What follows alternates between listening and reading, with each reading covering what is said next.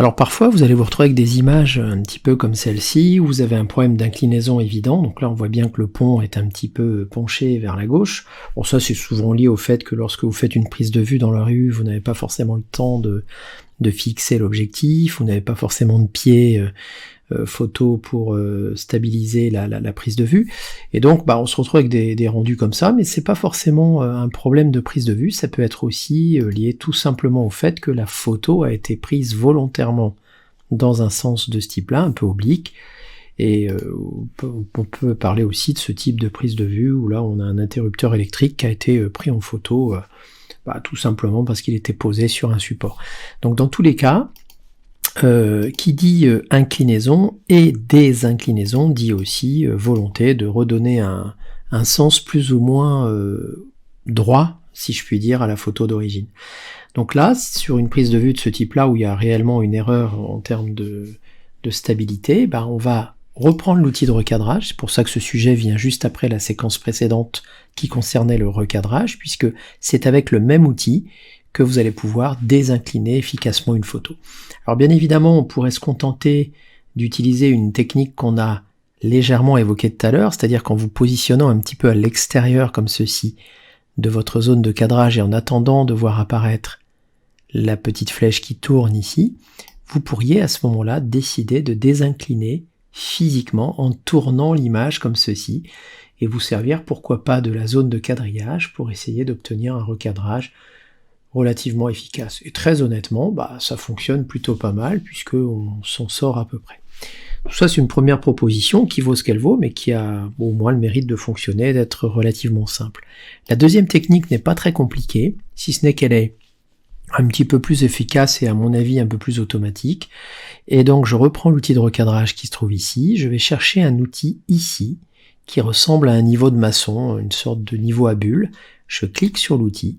Et en fait, là, la seule difficulté, entre guillemets, ça va être de suivre en cliquant et en glissant une zone sur laquelle vous allez vous appuyer pour rétablir une inclinaison raisonnable. Donc ici, on peut imaginer que ce pont métallique, ça va me servir de support puisqu'il est censé être horizontal, théoriquement. Vous voyez, je prends pas le risque de le faire sur ce pont-là parce qu'il est légèrement arrondi. Par contre, là, vous avez une vraie droite. Et donc, je vais tout simplement cliquer, ne pas lâcher, glisser, et essayer de suivre avec ma souris, comme ceci, le sens de mon pont. C'est-à-dire, je vais petit à petit faire monter ma souris vers la pente, si je puis dire.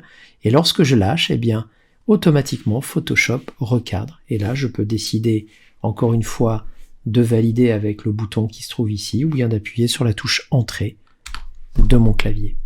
Et donc ça fonctionne très bien. Alors dans un cas comme ça, je pourrais aussi me dire, pourquoi pas retravailler encore une fois en mode un peu manuel, mais c'est quand même un peu long, et puis ça m'oblige à générer quand même des zones de recadrage difficiles à anticiper, alors qu'ici, avec l'outil niveau à bulle, je vais tout simplement tirer un trait dans le prolongement du mur de ma piscine ici, ou du bord de ma piscine, je lâche, et vous voyez que le recadrage a été automatisé, plus la désinclinaison.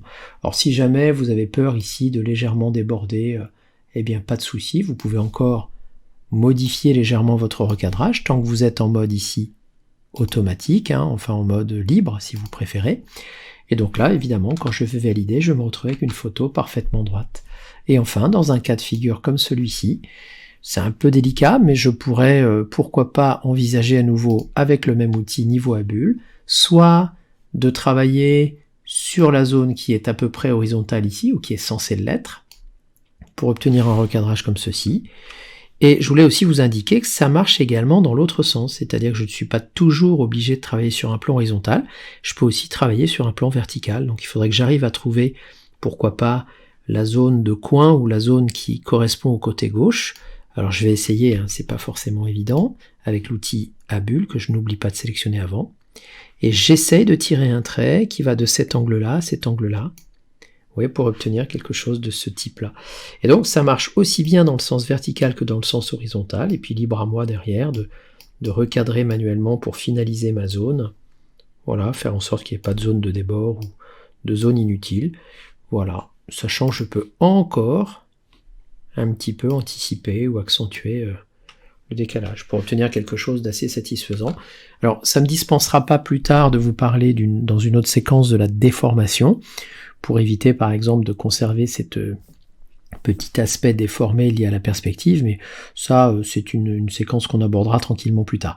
En tout cas, voilà différentes photos, différents contextes qui me posaient problème en termes d'inclinaison, et vous voyez qu'avec cet outil niveau à bulle, j'ai très facilement réglé mon problème de manière quasiment instantanée et automatique.